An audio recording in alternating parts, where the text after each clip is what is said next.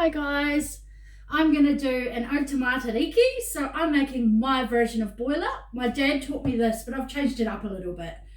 So this is something that is like boil up. It's basically my way of honouring Māori cuisine, because Matariki is really important.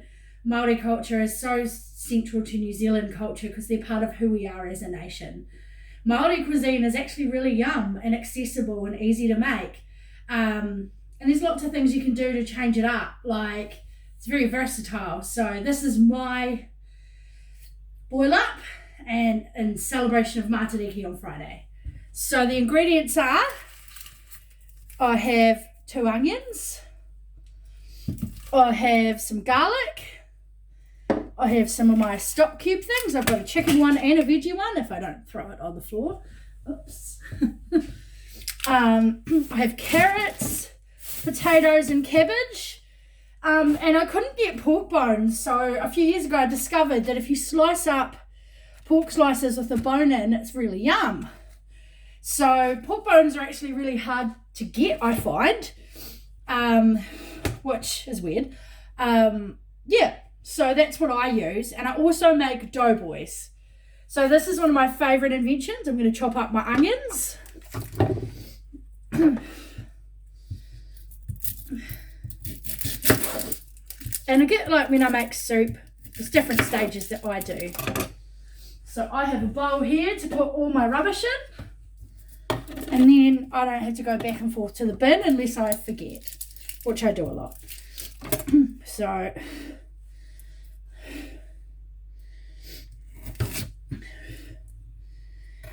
just making this now. So I'm just peeling it. I've got a smallest and a largest onion, just 2, as much as you like. Traditionally it's pork bones and puha or watercress, but this is the way my dad used to make it, but I've added a few things to it, like the onions and garlic and stock. It's still a very light flavour, but all the things cooking together gives it the flavour. Terrible at peeling onions. I'm sure Gordon Ramsay would have a field day. Lucky I'm not on MasterChef. Back's not. So I just cut it into 4s and chuck it in. This is something you can get at Kmart as well now, but when I first got it, only Tupperware did them. So chops up your onions and then you cry less. I still cry because allergies. I've tried all the different tricks. Maybe I have to do a video one day on how to not cry during onion cutting and give it a crack. Better at peeling eggs, true story. So I'm making this look awkward and difficult, but actually it's not. And my eyes are watering already. Lucky you can't see my face because I'm not a pretty crier. I cry every time I chop onions. So I've just put it, so you put it mostly full. And then you can chop just about anything with this. It's quite good actually. And then you just pull the cord. Mine makes terrible noises now. It's probably overused.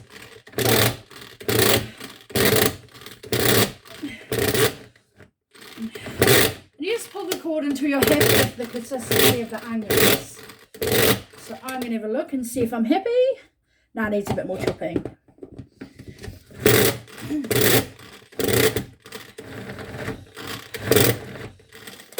So,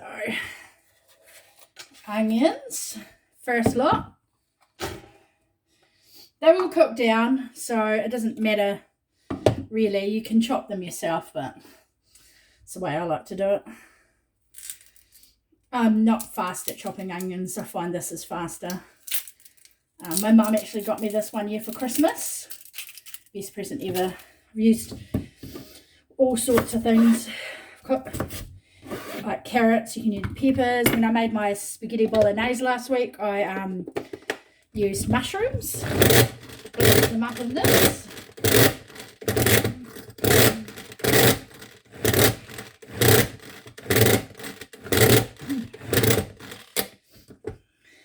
So that's good. Just going to put this to the side.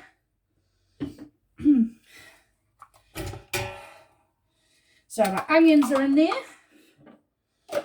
So I do the onions, garlic and stock first because it takes a while to chop everything up.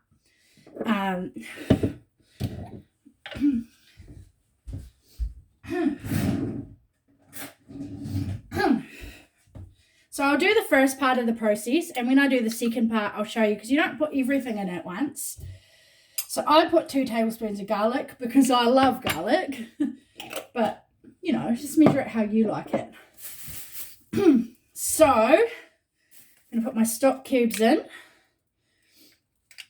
My friend's like, oh, there's a rip-off tab, but I can never get it half the time. I'm like terribly coordinated. So there's the chicken stock in there. So it makes like a soup pot. It's enough for quite a few litres, and a veggie one. Half the time I rage quit and stab it, and then, you know, but I'll be patient today. It's Monday. So I'm just going to put some water in.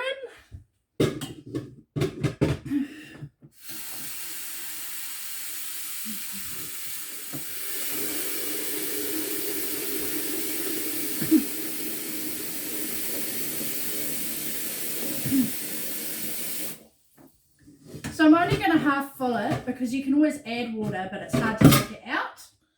So I'm going to turn the element on and start chopping things. So the potatoes, then the carrots and the pork.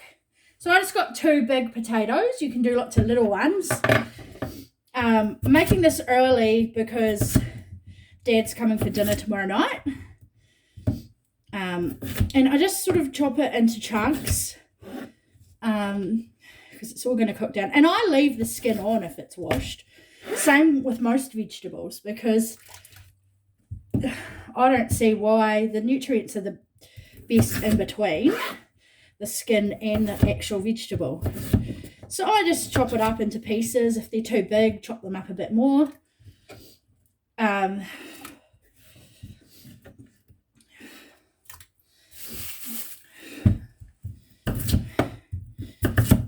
Might have to try making one day authentic with puha and watercress, but it is hard to find. So if anyone ever wants to teach me, I'd love to learn, but this is my way of doing it. I'd love to have one of those hangi steamer things because they're fabulous, but I reckon it tastes better when it's done underground. You can taste the difference. So I'm just chopping up these potatoes.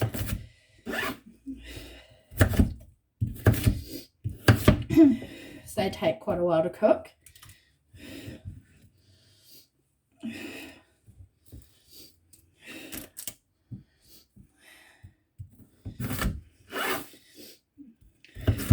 So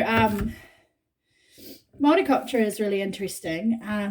It's something that I'm passionate about now. I think it's really important to at least know a few words in Te Reo. And actually, we make food from thousands of miles away, all around the world, but we don't make Māori food. I don't know why. I want to try making fried bread at some point, and all sorts of different things. So Pacific Island cuisine is something that would be interesting as well. So if anyone has any recipes. So I kind of just chop it into chunks. And again, I leave the skin on because I know, I just like it that way. I don't go to the effort of peeling because there's nothing wrong with eating carrots with skin on. So I'm probably going to do about maybe 4 carrots. And this cooks down for a while, and then towards the end is when you put in the cabbage. So, because if you put it in now, it'll overcook. And same with the doughboys. So they're just kind of like a dumpling with flour. But I have a secret trick that I do. So I'm just going to give it a mix. See if there's enough carrots to potato ratio. Not quite. There was a small carrot, so get another one. So you do however much you're cooking for. This will do me 4 meals. 1 for tonight, 2 for me and Dad tomorrow, and 1 for me on Wednesday. So this is the slices, pork slices. So I just kind of do a couple. What I do is I get my biggest knife, I just chop it into chunks depending on where the bones are. Sometimes you have to chop it on an angle, and sometimes it's just not possible, but it's okay. I'm making this look awkward. Or you can chop it this way. I don't worry about making it that pretty. It's good to have the bones in because it gives it more flavour.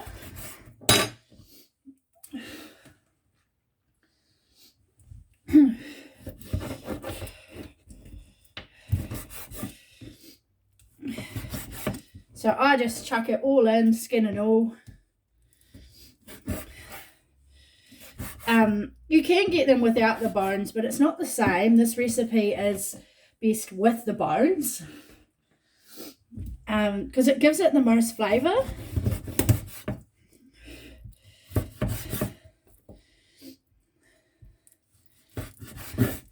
So when you so I do sort of a couple slices per person. So I've done 6, and you cut it into like 3s or 4s. Just however, I don't mind. Sometimes 5 if it's big enough.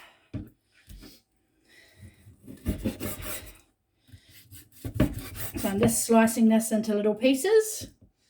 I'm still getting a hang of this whole angle and doing things, but I think it's a bit better. A little bit. Sometimes you're going to make a cut. You're like, no, that's not going to work, but who cares? This is rustic cuisine. Ain't going to look like it's in a fine dining restaurant, but that's the best thing about Māori cuisine is it's not like, I don't know, like it's beautiful and tasty, but it doesn't have to look pretty. Like fried bread, you're not going to see that on a fine dining menu. You should.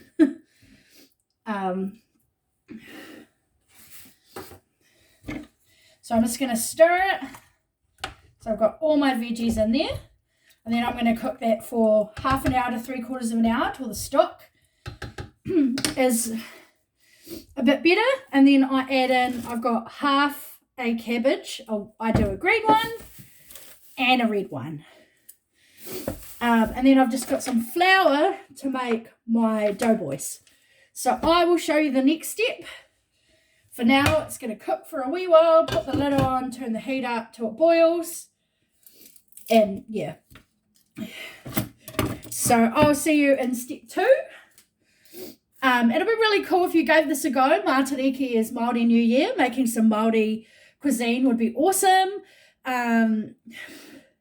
Yeah, I might try to do some fry bread at some point. I wonder if you can do fry bread in an air fryer. Might be a good experiment, but we'll see.